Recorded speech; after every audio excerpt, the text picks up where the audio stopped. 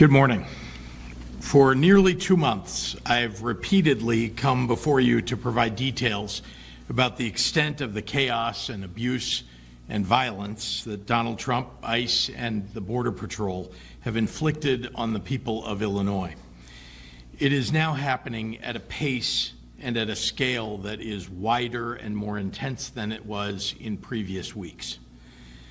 It's important that all Illinoisans, in fact, all patriotic Americans, recognize what is happening here in our state, because we cannot let this become normalized. We cannot let the Trump administration's unlawful behavior or abuse of power slip through the cracks. Our Chicagoland neighborhoods are being bombarded with tear gas, invaded by unidentified masked men in unmarked vehicles, thugs who are intimidating workers and children and grandparents, most of whom are black or brown, most of whom have committed no offense at all. That is why I established the Illinois Accountability Commission to gather evidence, video, documents, testimony, to make a record of the abuses in the hopes that they will dissuade the abusers, give courts and decision makers reason to intervene, and spur peaceful response to the invasion we are experiencing. That is why I'm here again today, to continue shining a light on this for people across Illinois and across the nation. Donald Trump, Stephen Miller, and Kristi Noem have said they want to target the worst of the worst. They have not done that. Far from it. They have targeted families and children, burrito vendors, landscapers, delivery drivers, nannies, U.S. citizens, legal residents, and longtime Chicagoans, people who have never broken the law. Just over the last week, we've seen even more of ICE's and CBP's awful behavior, the kind that will leave a lasting imprint on a neighborhood full of children and families, on our communities, on our democracy. When Kristi Noem says they're removing the worst of the worst, we all wish that is what they were doing. Please, when you find dangerous criminals, remove them. Let's all work together, federal and state law enforcement, to arrest the bad guys. But instead, it's become obvious that some of these federal agents and the people in charge of them, well, they are the people that our families should be afraid of.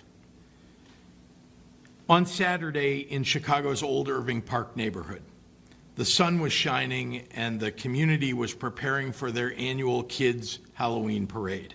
The families in Old Irving Park take Halloween very seriously. Houses are decked out with decorations. Candy buckets are full, and kids come from all over the city to trick or treat there. But this year, the parade was interrupted and then canceled. Not because of rain, but because of tear gas. Federal agents swarmed into the neighborhood not with a criminal target in their sights, but just because Old Irving Park was the next neighborhood on their list to terrorize. Witnesses say the agents swept in, donning automatic weapons, pushed elderly people to the ground, and blasted the area with tear gas. They ended up detaining 3 people. None of them had done anything wrong. 2 of them were U.S. citizens. It had been a beautiful fall morning with children and families getting ready to march in the long-anticipated Halloween parade. So imagine it. Children who woke up that morning expectant with joy and excitement to put on their costumes and celebrate with their neighbors in what they thought was a safe place at their homes. Armed, masked agents terrorizing innocent people, especially children, is unconscionable. Under the color of law, invading peaceful neighborhoods, no criminal targets. This wasn't happening before the Trump administration. Now, U.S. federal law enforcement attacking good and decent people unprovoked with no explanation. So don't believe it when they tell you that they're busting the worst of the worst gangs or gang members. They're attacking peaceful neighborhoods and terrorizing kids in Halloween parades. Children across the city are being traumatized. Their parents are being taken from them. Families are being ripped apart, sometimes in the most heartbreaking of circumstances. Take, for example, Ruben Torres Maldonado. He is a hardworking painter and a renovator, and the father of 2 young children, including a 4-year-old son and a daughter, Ophelia, who is battling stage 4 cancer. Federal agents illegally took Ruben into custody while he was at work. He has been ordered to be released, but now he can no longer provide for his family when they need him the most. Again, remember, they keep telling us they're targeting the worst of the worst. Instead, this is a father taken away from his daughter who is fighting cancer.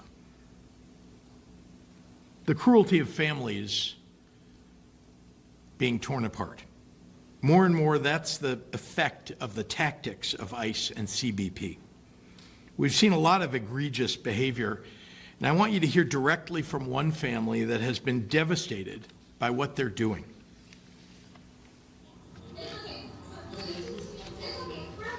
This video quickly spread across social media. A teenage girl on the side of the road shielding her younger siblings as ICE agents arrest their parents and older brother after a traffic stop in September. Your brother, is he a citizen? We don't answer questions. That's all I could say. Like, no other words came out of my mouth. I was not prepared for that. 19-year-old Judith Enciso and her 22-year-old brother Moises Jr. speaking publicly for the first time about that viral moment that they say turned their lives upside down. My heart was just, it kept pounding. My legs, my hands kept shaking. She says she was only able to hold it together for her 12-year-old sister and her little brother, who was turning 10 that day. I didn't want them to see me crying because that was going to affect them more. Yeah. So I just had to make sure they were calm. It's okay. We're going to be okay. Moises Jr. says that morning he went with his parents to pick up supplies at Home Depot before the family's birthday celebration when they were pulled over for allegedly making an illegal U-turn. He recalls 3 ICE vehicles blocking them in and agents surrounding their car, demanding to see their IDs. And they just kept asking me these questions, and my dad kept looking back at me and to make sure I answer, what should I do, and I was kind of like also panicking. Judith and Moises Jr. both are awaiting approval for deferred action for childhood arrival status, or DACA. Their siblings are U.S. citizens. According to DHS, their parents, Constantina Ramirez and Moises Enciso Sr., are undocumented Mexican immigrants. They have lived in Cicero, a suburb outside of Chicago, for nearly 20 years, the family attorney told CNN. They are now being held in separate detention centers. And I remember that first night, the first thing I wanted to do was sleep in my mom and dad's bed because it felt like if I was sleeping there, I had like a part of them. That night marked the beginning of a new reality, one where they were suddenly left to care for their younger siblings. They haven't been doing good. They're always saying that they miss them whenever we're like about to eat. They're like, oh, they like have flashbacks about my mom and dad. Oh, I remember my mom and dad this time, and they just like go quiet. It's sad. What would it mean to the family if they were to get deported? They try not to think about it. What? This is something. Oh, it's hard. We don't know. We don't know if my siblings can stay here with us. Like, we don't know if they have to go to Mexico. There's just a lot of like insecurity or uncertainty that we just. According to DHS, if the parents have a valid claim, it will be heard by the judge. If not, they will be subject to removal. Their children say they'll keep fighting until their family is together again. See, I'm not criminals. There's hardworking people who, I don't know, I consider my parents were best friends. I know they're gonna be there for me and support me. hardworking and law-abiding but undocumented parents snatched away from their children, the children left at the side of the road. Is this what Kristi Noem and Donald Trump mean when they say the worst of the worst? Thank God the younger children, a 12-year-old girl and 10-year-old boy, had their big brother and sister there to protect them. In this situation, I want to ask everyone, who is the worst of the worst? And this is just one family. Every day there are countless stories of fathers and mothers being pulled away from their children, not being told where or when they'll see each other again. When they say they're taking away the worst of the worst, they've demonstrated over and over that that's simply not true. The Department of Homeland Security claims their highest priority is to protect children. So today I have to ask them, please live up to those ideals. I've sent a letter to Kristi Noem and to the Department of Homeland Security leadership asking them to pause all of their federal agent operations for the entirety of the Halloween weekend. I'm asking for basic human decency. I think their response will be revealing. They've disrupted everything for more than 2 months already.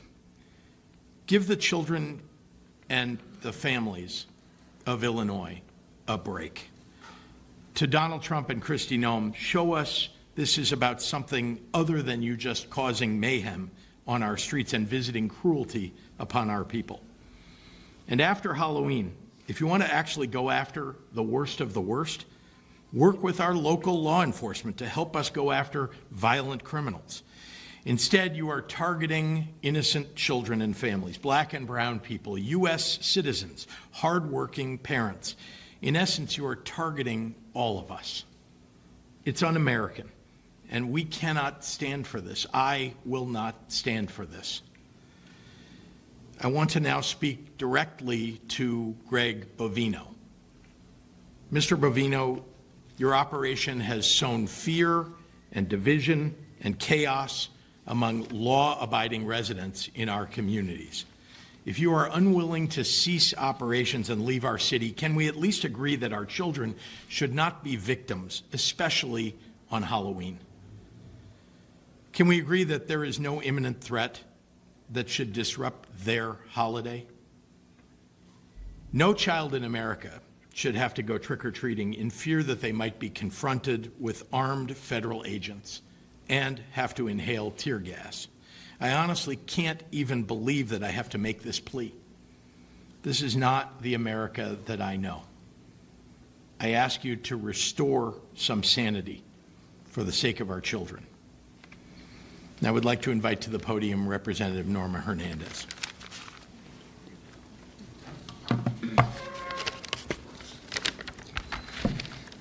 Good morning, buenos dias.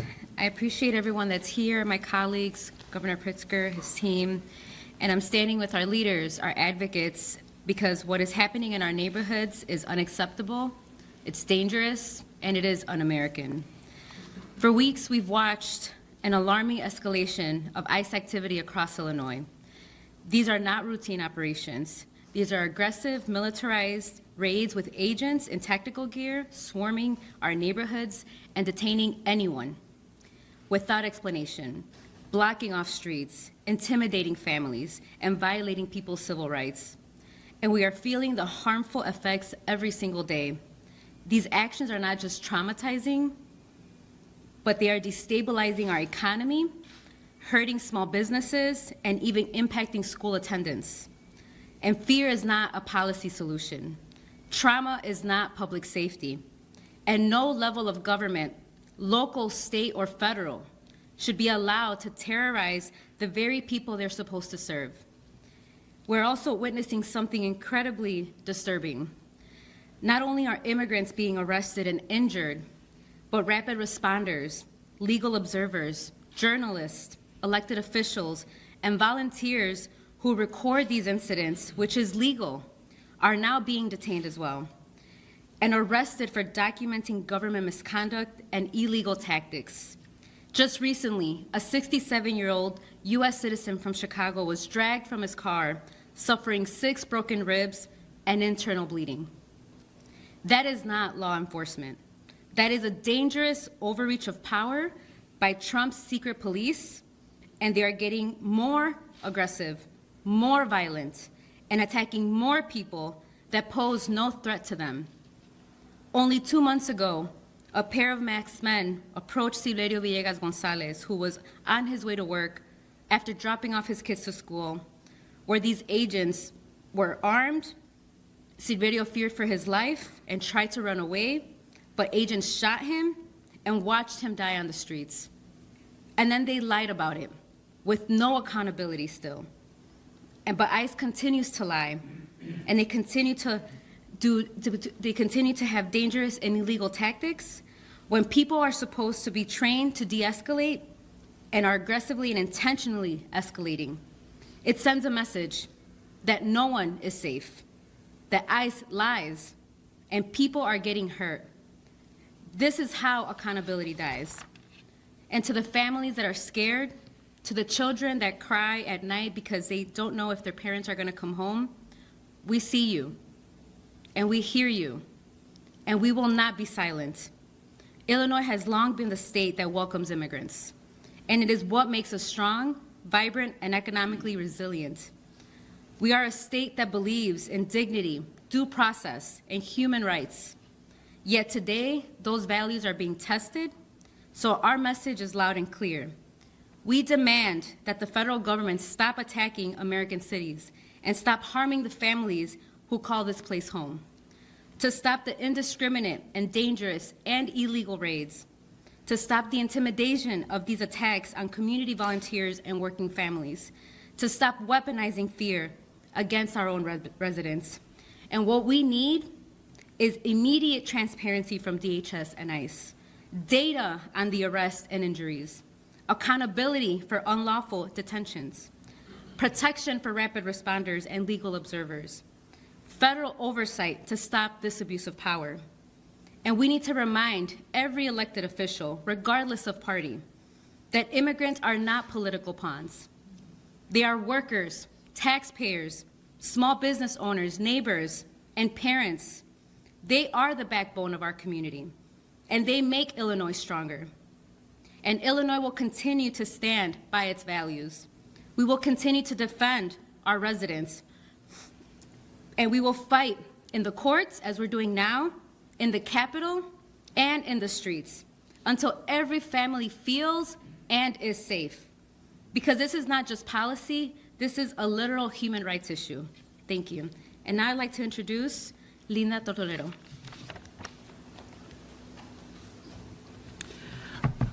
Buenos dias, good morning.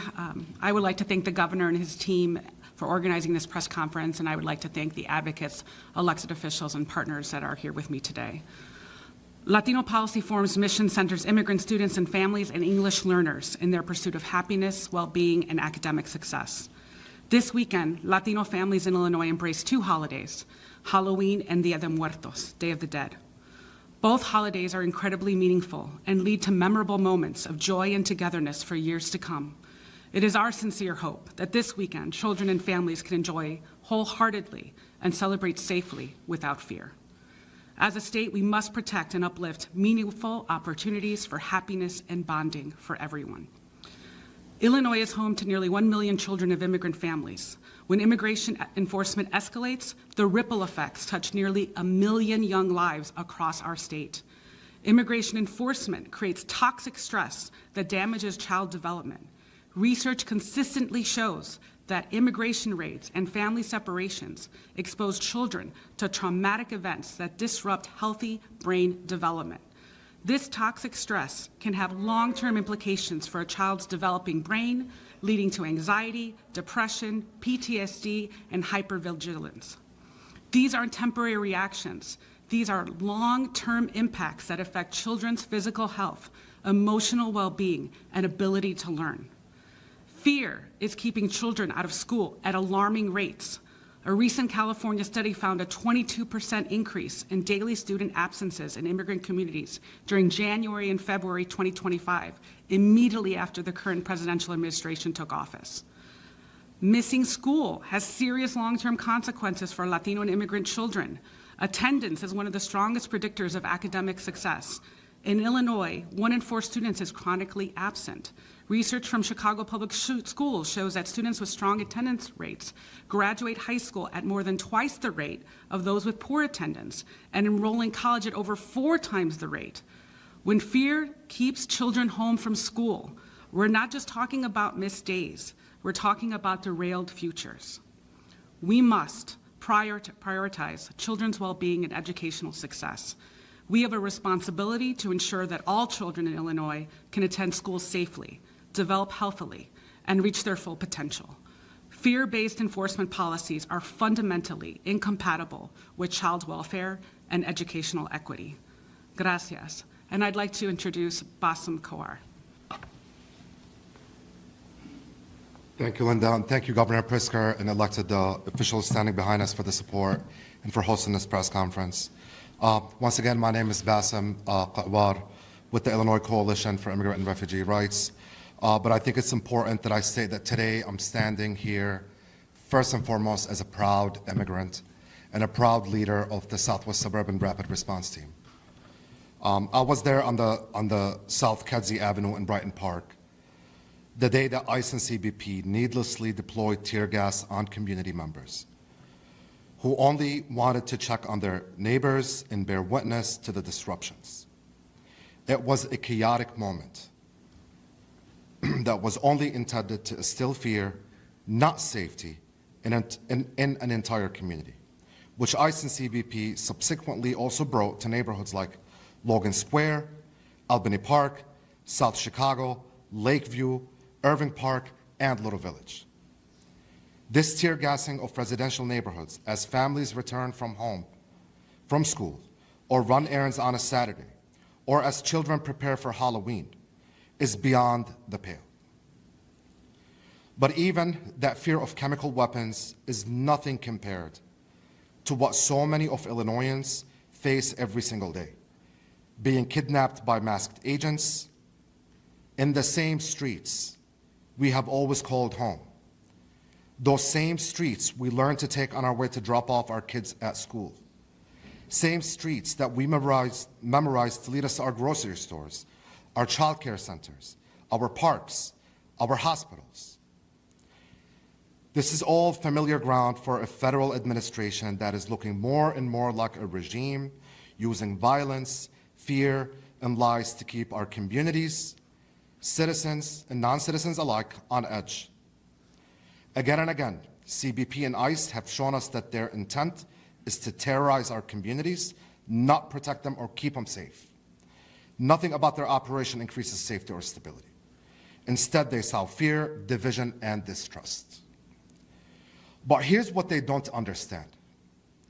Despite their brutal, lawless attacks on our neighbors, our communities, our elected officials, some of whom are standing behind me here, our fundamental rights in due process, we stand united here in Illinois. We are united in saying stop the raids, stop the violence, and stop separating families.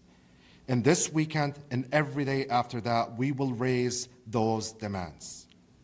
And as a united community, we will make it through this hostile takeover of our federal government and come out stronger on the other side. In closing, we encourage all community members to know your rights and to continue to hold space in your neighborhoods.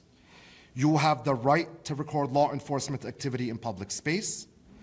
You have the right to remain silent. You have the right to ask for an attorney. And most importantly, you have the right to refuse to sign anything you don't want to sign. And to all our beloved community friends and allies, if you see immigration enforcement activity in your neighborhood, or if someone in your family has been taken, please call the ICIRR Family Support Network hotline at 855-435-7693. Thank you. And next, I would like to invite Principal Noah.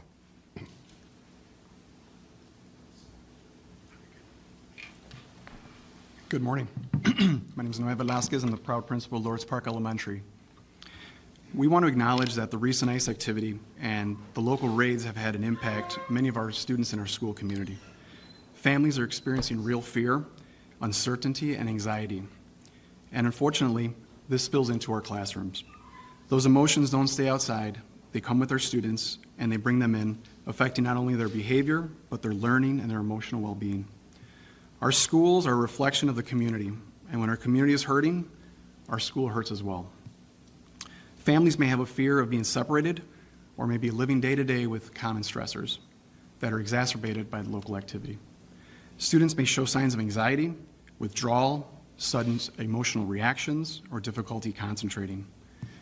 Some parents have been hesitant to attend our school events. Our job is to lead with understanding, with patience and reassurance, and not assumptions or judgment.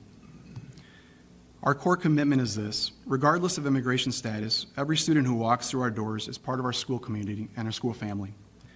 Our role is to educate, nurture, and deliver on the promise of a quality learning experience. School is and must remain a safe place for learning, growth, and human connection. Our main thing in education is student learning, but learning cannot happen without emotional stability. Safety, kindness, consistency, those are levers in our classrooms that we are using to combat the fear and the trauma that our students are experiencing. Every teacher, every staff member contributes to this stability by keeping routines predictable and interactions compassionate and very intentional. We will continue focusing on high-quality instruction, meaningful relationships, and social-emotional support. Our mission is to ensure that every child thrives academically, experiences the joy of learning, and is empowered and prepared to be a member of a successful future. In times of fear and uncertainty, schools become even more vital as the centers of stability, compassion, and hope. Thank you. Thank you. Appreciate it. Happy to take any questions from members of the media.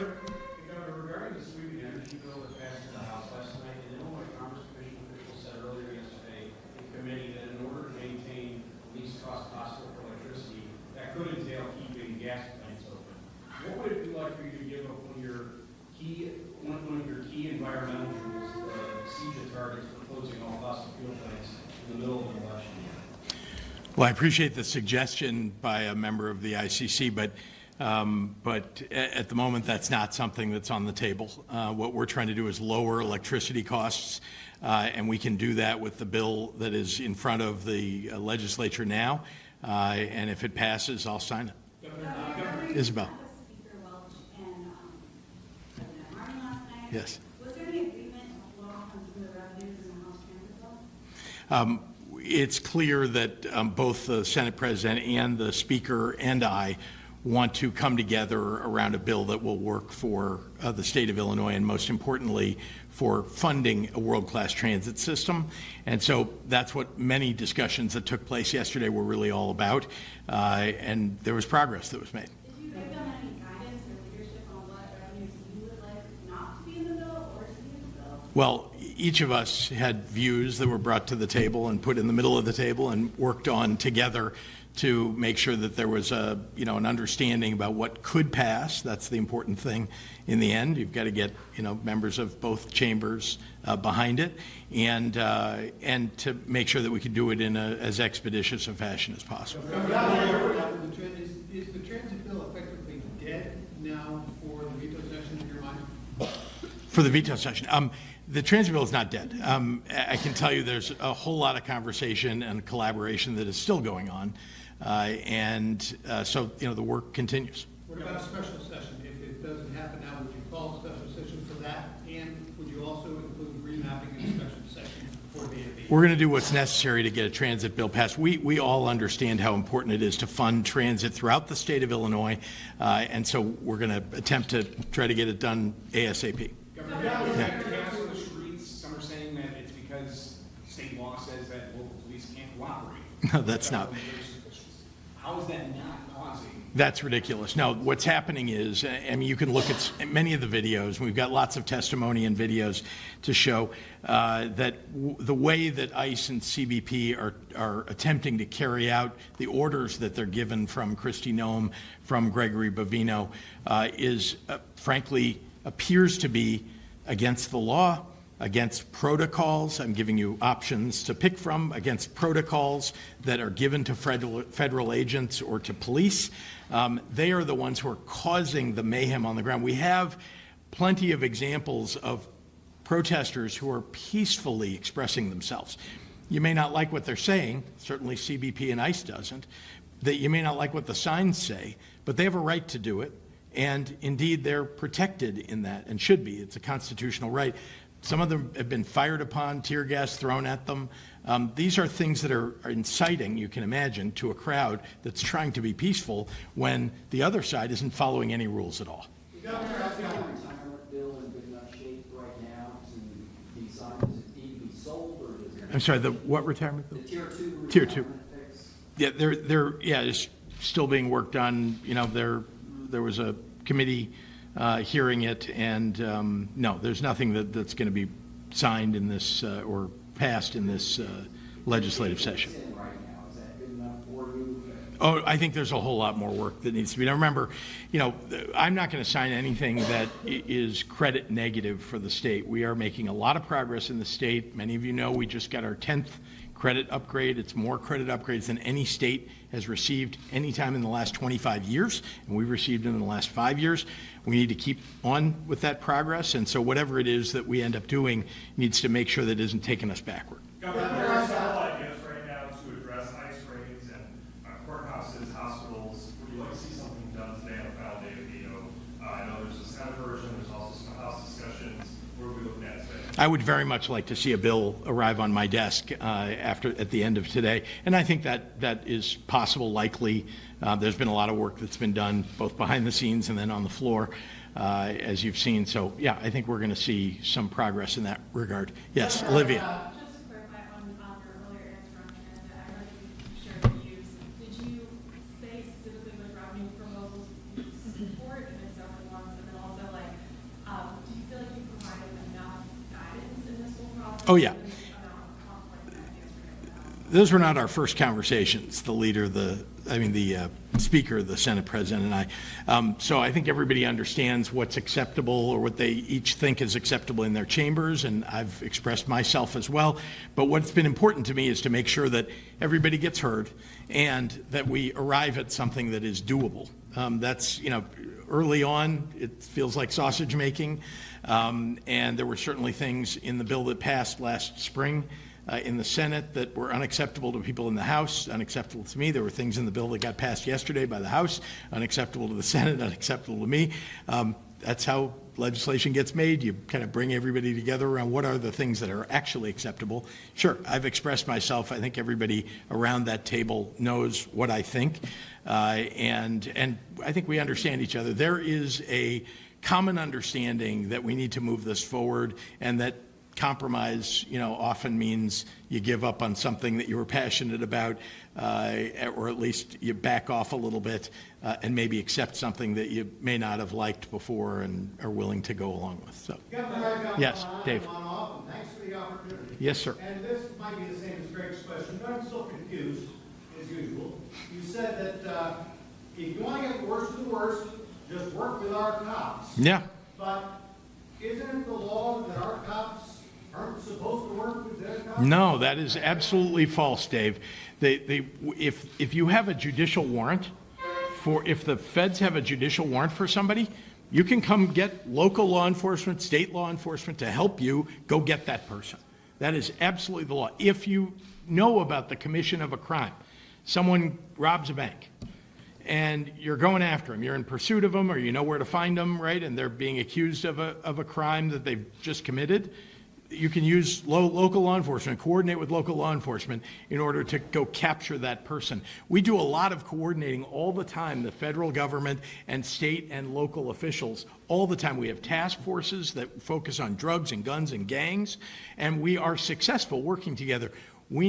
I've said it many times, we need more help. I've said publicly, I'd love to see more FBI, DEA, ATF working with our local and state law enforcement to catch the bad guys. And secondly, about the $1.4 million that you earned in gambling, when did that occur, and when did you decide to donate it to charity? Well, you may have looked at what we released. I mean, I've given millions of dollars to charity during that year and in previous years as well. So it wouldn't be surprising to you that I might give millions of dollars to charity in some other year. And it was earned last year. That's why it was on that report. Sorry. Following up on Olivia's question. Yeah. In the spring, you said you would veto any broad-based tax increases. Does that remain true to this day and include an on-road transit bill? Yeah, look, when we talk about broad-based, I mean, there are pretty much three big broad-based taxes that exist in the state of Illinois, and that's what I'm referring to when I talk about broad-based taxes, right? They're individual income taxes, corporate income taxes, and sales tax, right? That applies to the whole state. So those are the things that I think we should stay away from, and indeed, I've expressed that. And like I said, everybody's thrown on the table what they think is the best way to go about paying for a world-class transit system. So RTA sales tax increase, is that off the table for you as well? Well, I would say that's, I mean, if you want to talk about that particularly, it's not a statewide broad-based tax. So I, that isn't something I've talked about. I just told you what the three, big buckets are that I've said I'd like to avoid. There are lots of things, though, that have been brought up. I mean, you're asking about one in particular. There are really a lot of, there's a long list of ideas that have been put on the table, and you've got to get somewhere. I realize that the Republicans don't want to pay for anything, and so they would love to make everything world class, but they think it doesn't cost any money.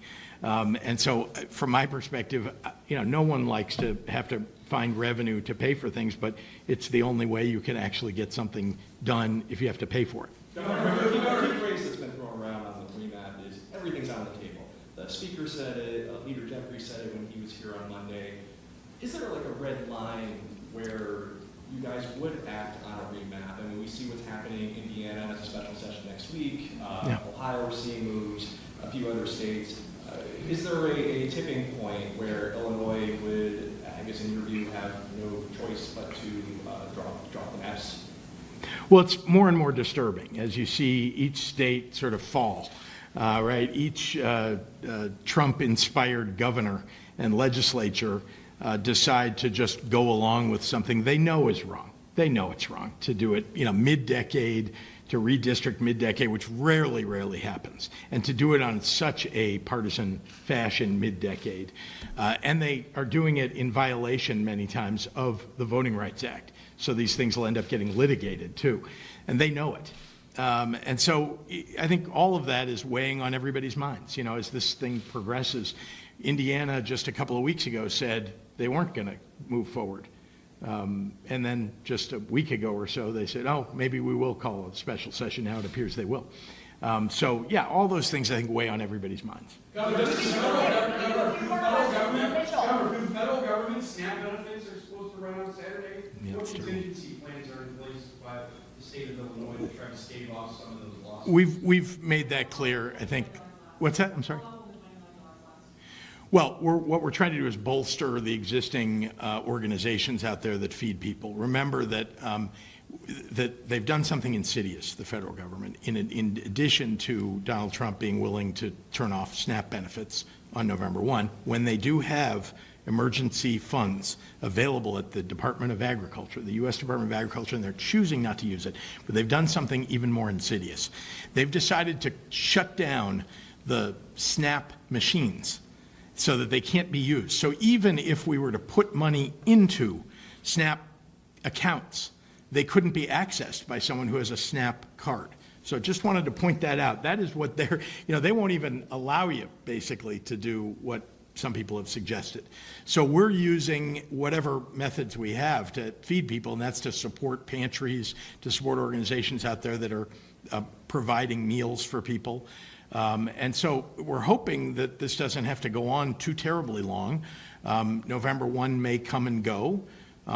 but there's November 2nd, 3rd, 4th, and so on. And our hope is that the president will come to his senses and understand that there are people who will otherwise starve or be deprived as a result of his policies. Oh, yeah. Hey, Mitch. What do you make of the Chicago Bears offer to pay $25 million to facilitate a development bill? I just read about it last night. I don't really have any reaction. I'm not sure what it's tied to, what they're asking for in return for it. I mean, I think if they're donating $25 million to support the people of Chicago or the people of Illinois, that's always a good thing. Governor, how does decoupling not make Illinois less competitive to states like Indiana? How does decoupling? Yeah. If the state wants to decouple, how does that not make Illinois less competitive? Well, look, remember that the purpose ultimately is to make sure that we can pay the bills in the state of Illinois and not be hampered by Donald Trump and the big ugly bill. And having a better healthcare system than other states, having a better road system than other states, having better services available to families, whether it's early childhood programs or paying for our schools. Those are all things that are very attractive to business and very attractive to families. And so we're proud of the fact that we will maintain as best we can the very high quality services that we provide for working families, and think that that makes us more competitive than not decoupling. Last question. Back to a question about special session is needed. If transit doesn't get done, or if remapping gets pushed to January, is there a possibility, are you considering a special session before the end of the year to handle one of them? I mean, when you say considering, it's not like, we're looking at dates and deciding we're going to, it's the answer is, as things change on the ground in other states, as the situation becomes more precarious for democracy, it of course makes everybody wonder what are the things that we can do, and we have lots of tools available to us, including calling special sessions if necessary. So yeah, and by the way, I'm not the only one with the ability to call a special session. The legislature can too. Thanks, everybody. Thank you. Thank you. Thanks. You bet.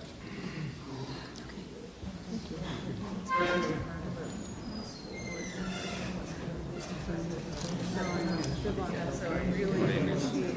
Yeah.